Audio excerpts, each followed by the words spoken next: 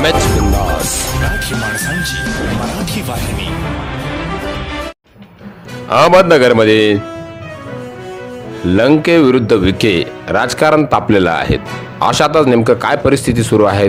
नगरमधील एका गावातील उपसरपंचानं स्थानिक यूट्यूब चॅनलला दिलेल्या मुलाखतीवरून राडा सुरू झाल्याची चर्चा आहे. नगर लोकसभा मतदारसंघात भाजपचे सुजय विखे तर शरद पवार गटाचे निलेश लंके आमने सामने उभे ठाकले आहेत. विकास कामांवरून त्यांच्यात दररोज खडाजंगी होते असल्याचे पाहायला मिळत आहेत. आता एका ऑडिओ क्लिपनं मात्र जिल्ह्यातील राजकीय हवा चांगलीच तापली आहे. या दोघांच्या क्लिपमधील संवादातून थेट खासदार सुजय विखे यांना गोळ्या झाडणार असल्याची धमकी देण्यात आली आहे. परिणामी जिल्ह्यातील महायुती आणि महाविकास आघाडीतील तणाव वाढण्याची शक्यता आहे. नगरमधील एका गावातील उपसरपंचानं स्थानिक यूट्यूब चॅनलला दिलेल्या मुलाखतीवरून हा राडा सुरू झाल्याचं समोर येत आहे. त्यात संबंधित उपसरपंचानं विखेंना आपल्या गावातून 60% मते देण्याचा दावा केला आहे. त्यावरून त्यांना गाडगे नावाच्या एका व्यक्तीनं फोन करून जाब विचारला आहे. तसेच त्यांनी केलेल्या दाव्याला आधार काय असे मुद्दे समोर करून शिवीगाळही केली आहे.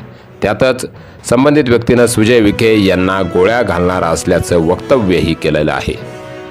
ही दोन्ही पीठ समोर येताच भाजपने थेट जिल्हाधिकारी कार्यालय गाठलंय, तक्रारही केली आहे. त्यामागील सूत्रधार कोण आहे याचा शोध घेऊन कायदेशीर कार्यवाही करावी आणि सुजय विखे पाटलांच्या जीवाला धोका असल्याचं सांगत त्यांना झेडप्लस सुरक्षा देण्याची मागणीही निवेदनाद्वारे केली आहे. या प्रकरणी कुठल्याही प्रकारची तक्रार दाखल करून घेतली नसल्याचं समजतंय. दरम्यान हे प्रकरण तापल्याचं पाहून निलेश लंकेंच्या यांच्या कार्यालयाकडून एक व्हिडिओ प्रसारित करण्यात आलेला आहे. त्या व्हिडिओत धोणीपीतीमधील ती व्यक्ती ते राष्ट्रवादी काँग्रेस अथवा निलेश लंके यांचे कार्यकर्ते नसल्याचं सांगतायत. मुंबईत शिंदे गटाचे काम करत असल्याचंही त्यांनी सांगितलंय. तसेच व्हायरल झालेली ऑडिओ क्लिप ही फेक असल्याचा दावा करत त्यांनी याविरोधात पोलीस ठाण्यात तक्रार करणार असल्याचंही स्पष्ट केलं आहे. या क्लिपनं मात्र नगर जिल्ह्यातील राजकीय वातावरणात चांगलाच तणाव निर्माण केलेला आहे.